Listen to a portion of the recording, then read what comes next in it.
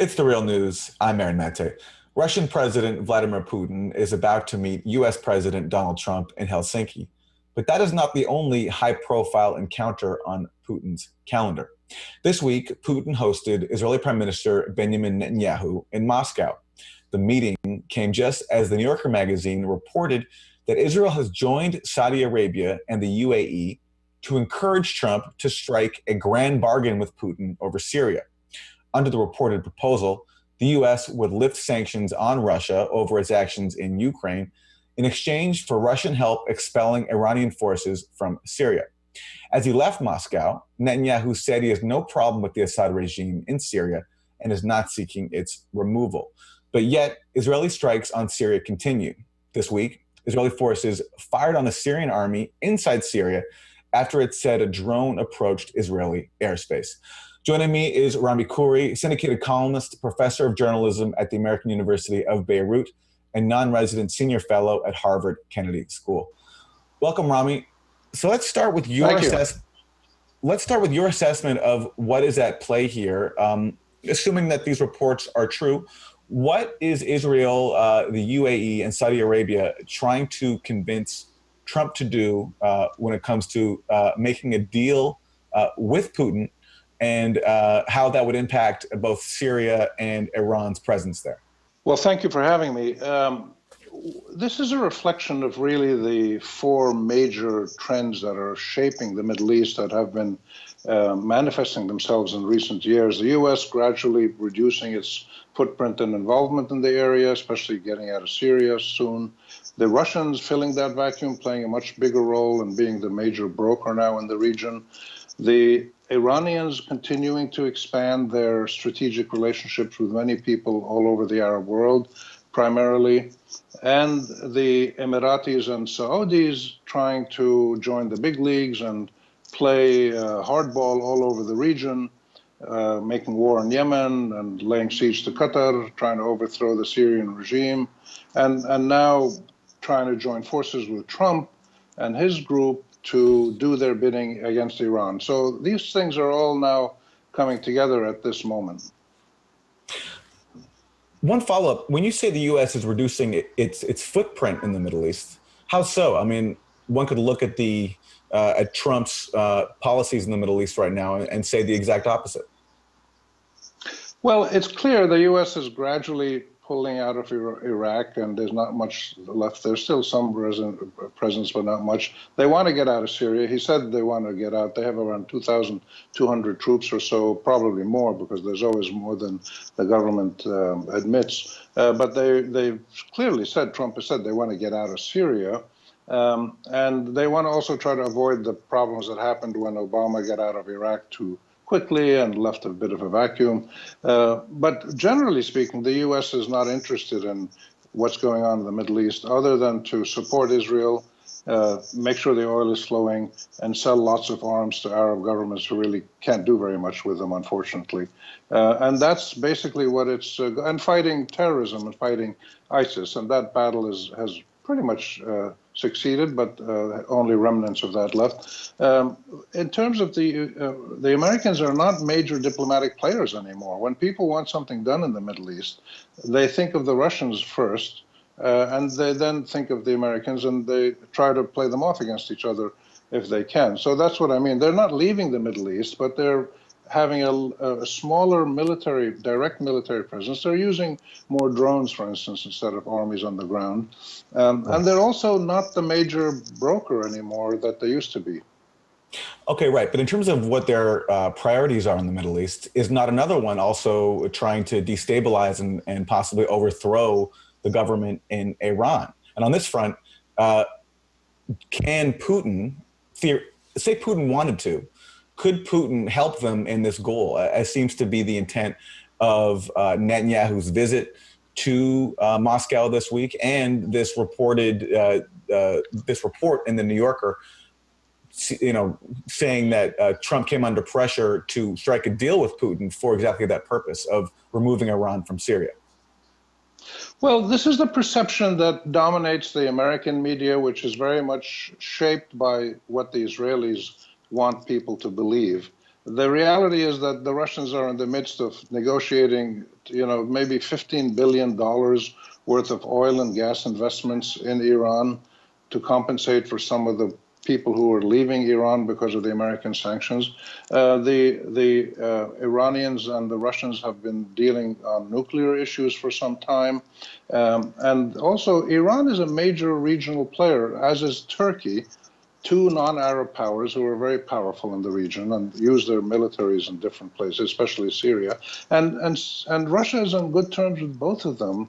And therefore, the Russians are not going to tame Iran or sell out Iran or drop Iran or contain Iran just because Netanyahu or Trump or somebody else wants this for their own purposes. The Russians are far more sophisticated than any Americans are, for instance, clearly, and probably more sophisticated than Netanyahu. They are patient. They're like the Iranians and the Turks. They're kind of patient. They cultivate long-term relations. They develop their strengths. They take advantage of other people's weaknesses. So they're going to negotiate for sure. Putin wants nothing more than to sit with Trump and negotiate because he's certain he's going to get a better deal than Trump is going to. The Russians are gaining strategic advantage and regional connections all the time, and this will accelerate now. The question is, what exactly will they negotiate on? I doubt Ukraine is going to have any role in this right now. They're talking about Syria, basically. They're basically talking about southern Syria, northern Syria, and eastern Syria, where the U.S. has a small base and some troops at a place called Tanf, which is right on the Iraqi-Syrian border. And they're going to talk about those issues. It's certain that the outcome of these negotiations are going to see a strengthened Russian presence and diplomatic capabilities inside Syria and some new form of relationships with Iran and continuing close consultations with the Israelis, which has been one of the great developments of the last couple of years. Netanyahu has gone to Moscow, I think, 8 or 9 times in the last year and a half or so. And so the relationships that Russia has developed with Iran, with Israel, with Turkey, and of course with the Syrian government are profoundly important for Russia. And we're going to see this continuing in the Helsinki summit. And in terms of what drives this underlying animus towards Iran on the part of all these different players, the concern expressed by Israel is that Iranian forces inside Syria present a threat to Israel, even though it's been Israeli forces that have been bombing Syria, dozens of times over the past years. The UAE and Saudi Arabia also working overtime to curb Iran's role in the region. What drives the hostility towards Iran on the part of these players? I think several different factors over time.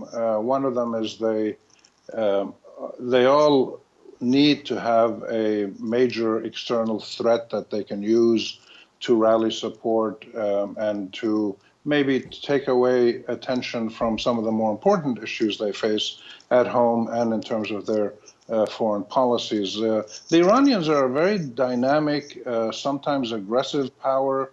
The Iranians have taken actions all across the Middle East since the Iranian Revolution of '79, which has given them huge strategic linkages and connections all across the Arab world. And the Israelis don't like this, and the Arab conservative Gulf states don't like it. They think that this is a part of an Iranian hegemonic plan to dominate the region. The Israelis in particular complain about Iranian rhetoric that they want to eliminate Israel or annihilate it, which is total nonsense in terms of any Iranian thinking they would ever do that. But they're using rhetoric which is very strong, and the Israelis and the Americans in some cases are responding, taking this literally when it shouldn't be taken literally. But there is a battle, a political battle going on between Iran and the conservative Arab countries, and between Iran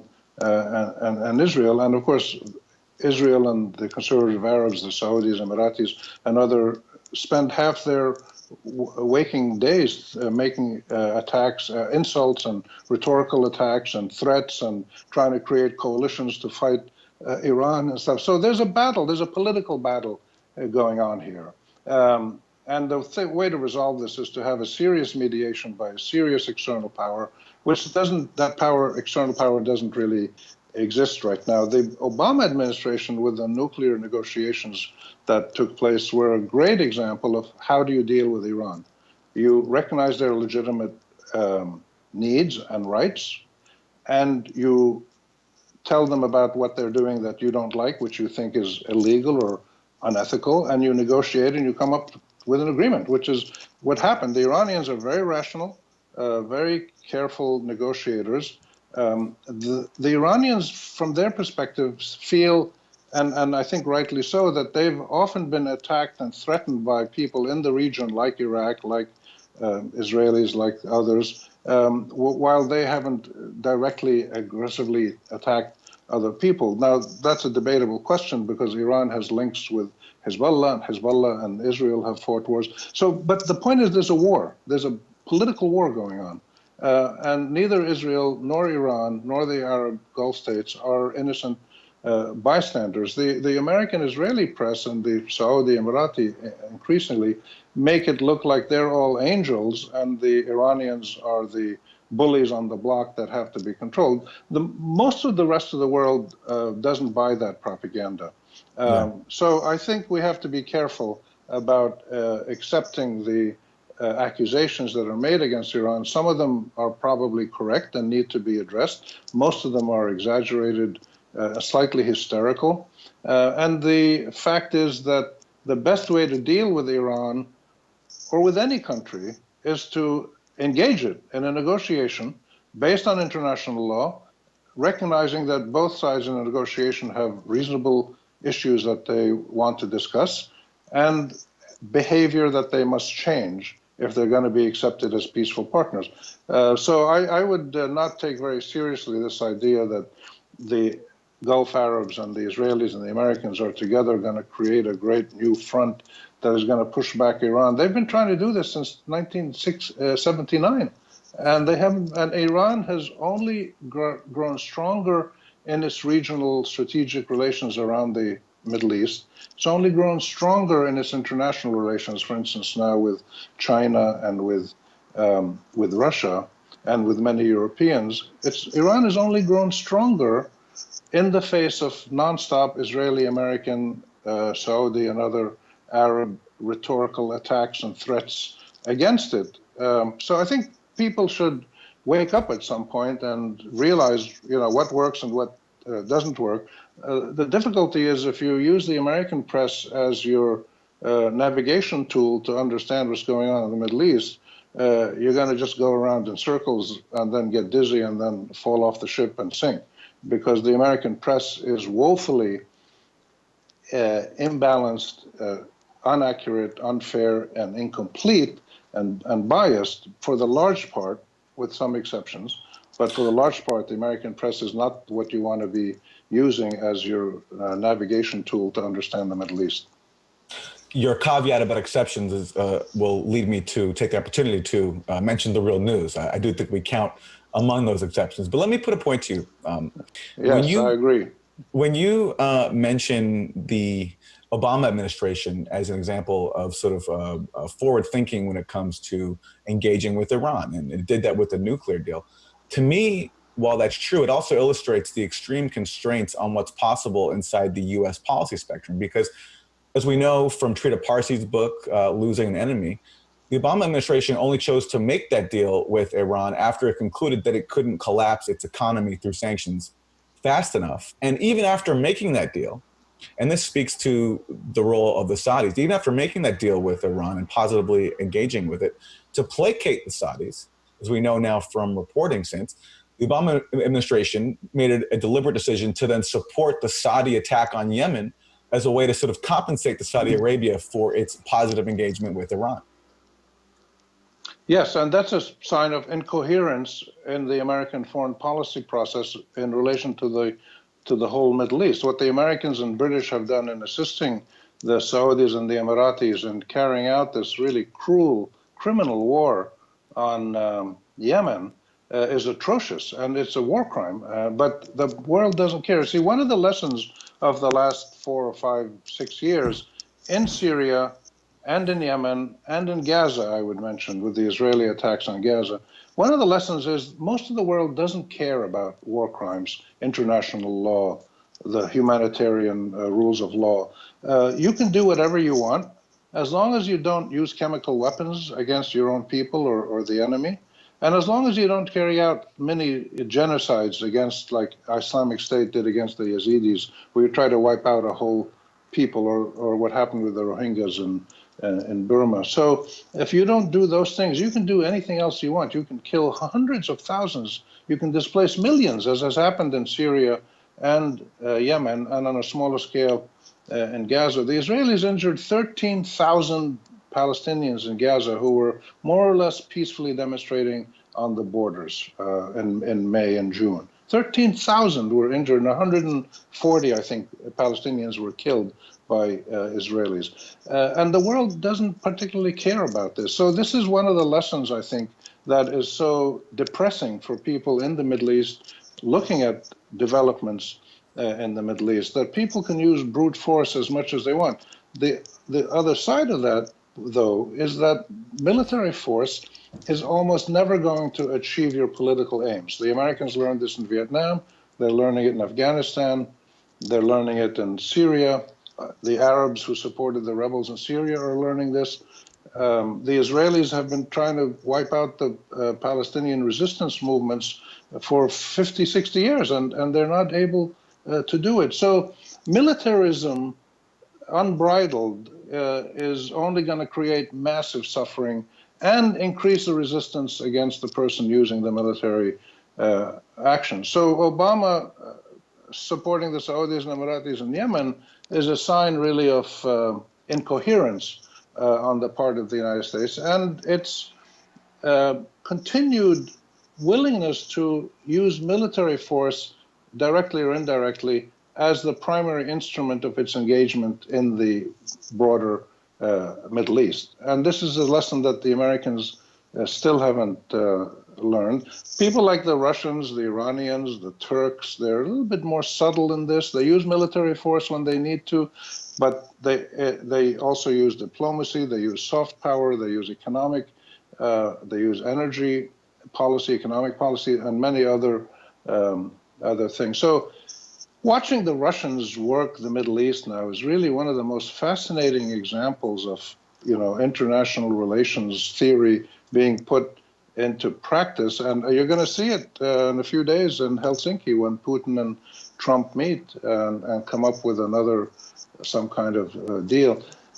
The last point on this, in the particular issue of southern Syria, the Israelis want the Iranians to be away from the border, from the Syrian-Israeli border.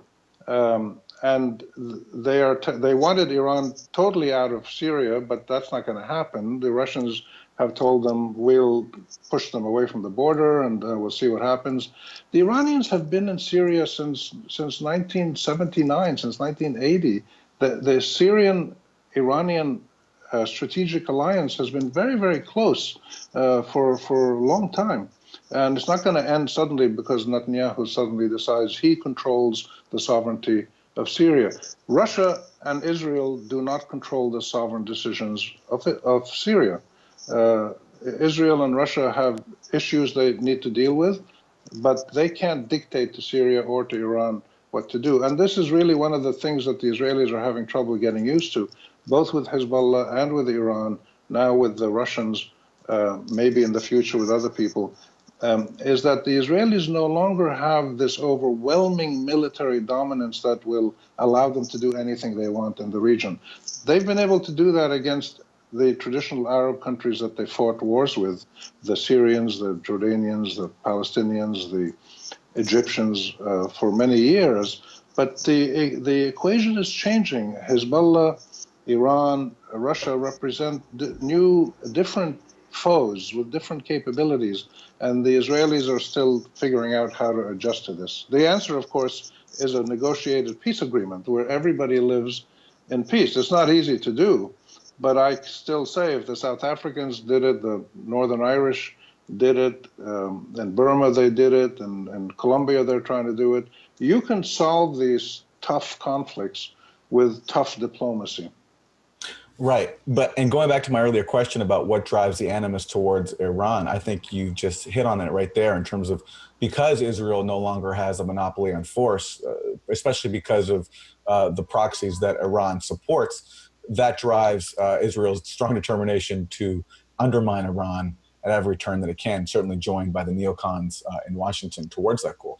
But we're going to wrap there for part one. And in part two, we're going to pick up this discussion in terms of when it comes to Israel joining with Saudi Arabia, Trump administration, and the UAE, how that dynamic, that alliance impacts the Palestinians and what outside powers are trying to impose on Palestinians right now. My guest is Rami Khouri, syndicated columnist, professor of journalism at the American University of Beirut, and non-resident senior fellow at the Harvard Kennedy School.